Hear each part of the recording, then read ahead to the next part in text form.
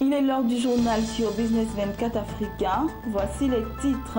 En Côte d'Ivoire, l'industrie touristique appelle à la normalisation. Et puis en Égypte, l'Égypte espère émettre un soukouk au début de l'exercice fiscal. Voici pour le sommaire, mesdames et messieurs, bonsoir et bienvenue sur Business 24 Africa. Passé les durs moments de crise, le secteur touristique en Côte d'Ivoire renaît peu à peu de ses cendres.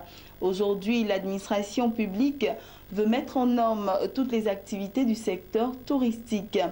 C'est à cet effet que Codinom, la structure en charge de la normalisation en Côte d'Ivoire, a rencontré les acteurs du secteur touristique. C'était ce jeudi à Abidjan et Lawani Babatunde nous en dit plus. Depuis 4 ans, le secteur touristique a repris des couleurs et les acteurs du tourisme ivoirien s'organisent pour tirer parti de cette embellie. C'est justement pour les accompagner que Côte d'Ivoire Normalisation, en abrégé Codinorm, a décidé de labelliser leur activité. Agences de voyage, maquis, restaurants et hôtels, une classification nette doit se faire, estime Codinorm. Elle a invité les acteurs à cette séance de travail sur la normalisation des activités touristiques en Côte d'Ivoire. On vient d'instituer, de mettre en place le comité technique CT27 sur le tourisme et services connexes. Donc ce comité aura en charge bien sûr de prendre toutes les problématiques du secteur. Ce comité a fixé un certain nombre de grandes orientations. Il a aussi mis en place des différents organes, notamment 6 organes, structurer son organisation pour aborder toutes les thématiques concernant aussi bien l'hébergement, l'hôtellerie, les questions d'artisanat d'art, les questions de tourisme durable. Donc il y a 6 sous-commissions aujourd'hui qui sont mises en place, qui ont été recommandées fortement par le comité technique et qui auront en charge bien sûr de travailler sur toutes les problématiques de la normalisation dans le secteur. Monsieur le ministre du Tourisme, M. Kakou Roger, nous a instruit de faire en sorte que l'activité du secteur soit codifiée, normalisée et certifiée. D'où l'intérêt de notre présence à cette rencontre. Et nous sommes heureux de voir qu'aujourd'hui, il est créé dans le secteur un comité technique qui prend en compte les questions liées au tourisme et aux activités connexes. C'est une joie, c'est même un bonheur pour le secteur d'être normalisé, d'être codifié, d'être réglementé. Réunis au sein de la Fédération nationale de l'industrie touristique de Côte d'Ivoire, les acteurs du tourisme ivoirien qui regroupent les agences de voyage, les maquis, les restaurants et les hôtels entendent s'appuyer sur la norme qualité pour développer leurs activités. C'est avec enthousiasme qu'ils ont accueilli cette décision des autorités ivoiriennes d'instaurer la normalisation dans l'industrie touristique. Au niveau de la Fédération nationale de l'industrie touristique de Côte d'Ivoire, nous sommes très très heureux de la mise en place de ce comité par Codinom. Tout simplement parce que nous, quand la fédération a vu le jour, nous avons essayé de faire l'état des lieux du tourisme en Côte d'Ivoire, que ce soit sur le plan réglementaire, juridique, formation et financement. Et 2 ans après, nous avons signé l'engagement du Code mondial d'éthique du tourisme. Et nous devions aussi, dans notre projet, labelliser tous nos établissements, avoir des critères de qualité, d'hygiène et autres.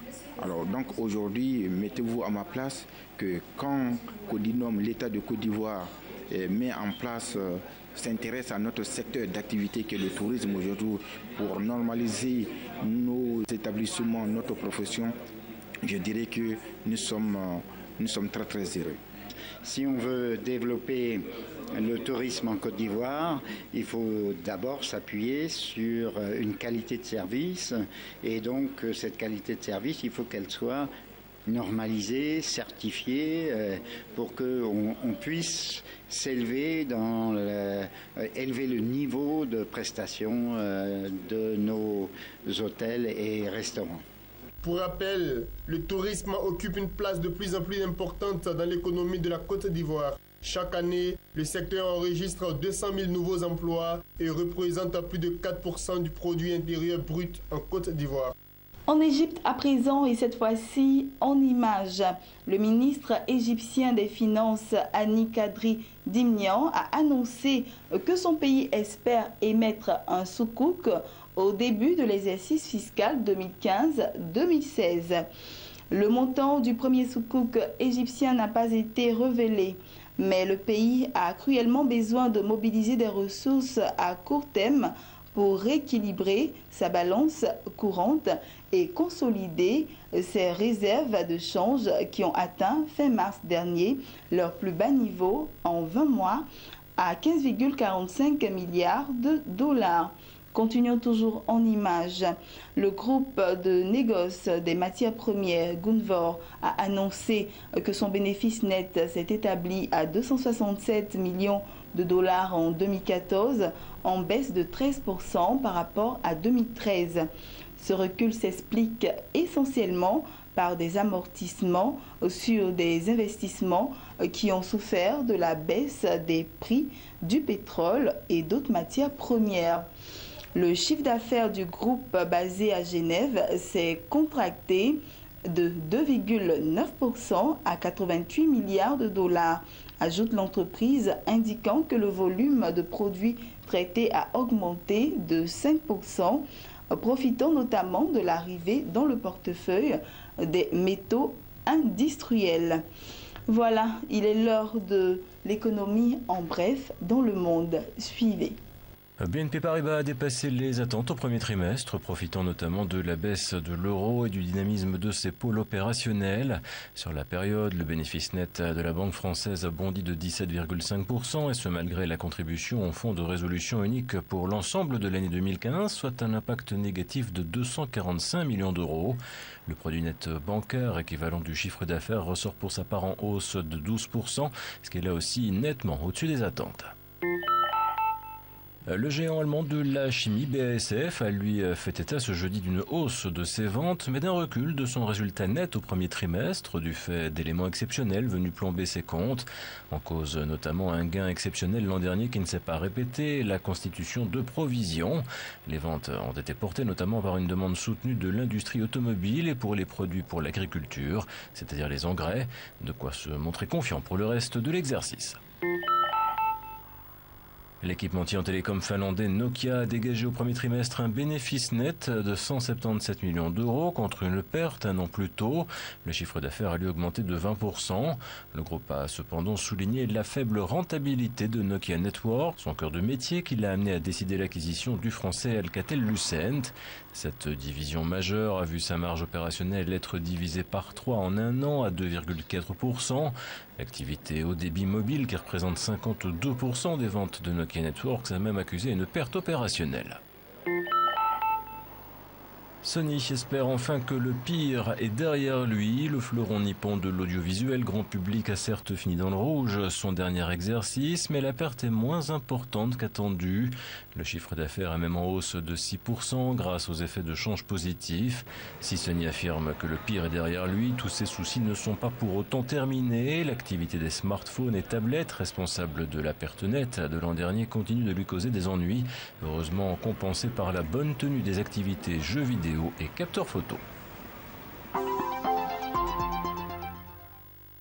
Zéro, le taux d'inflation de la zone euro est de 0%.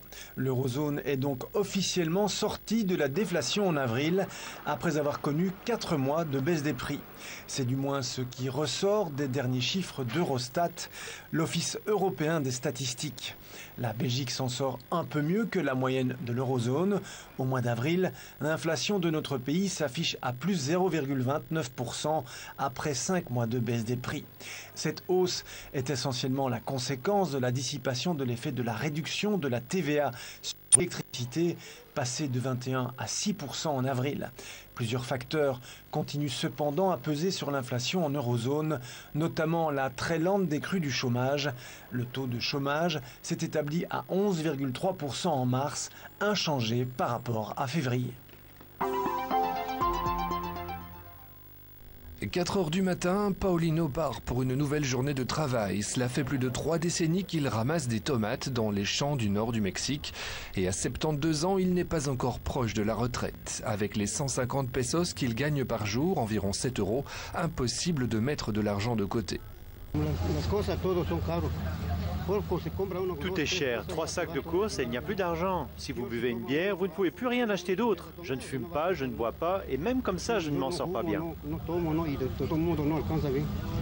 Ils sont environ 80 000 dans la région à se courber tous les jours sous le poids des caisses de tomates. Pour recevoir 7 euros, il faut en rapporter 700 kilos.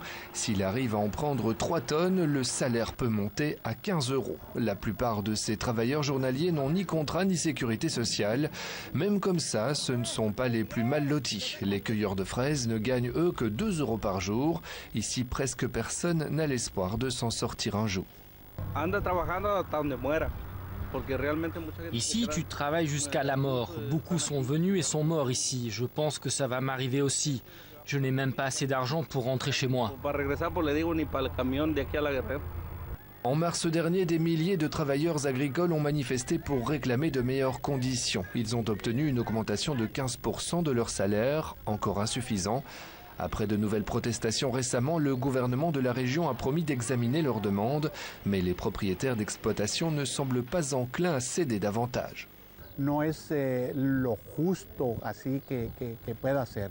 Ce n'est pas aussi juste que ça devrait être, mais c'est tout ce qu'on peut faire si on veut que l'entreprise se porte bien et ne pas devoir leur dire demain « Tu sais, je n'ai plus besoin de toi parce que je ne peux pas payer ce que tu demandes ». Leur extrême précarité les a obligés à reprendre le travail, mais pour la première fois, ces travailleurs agricoles ne tiennent plus sous silence ce qu'ils appellent l'esclavage moderne. Et c'est ici que nous mettons un point final à ce temps d'information. Bonne suite de programme donc sur Business 24 Africain et surtout portez-vous bien.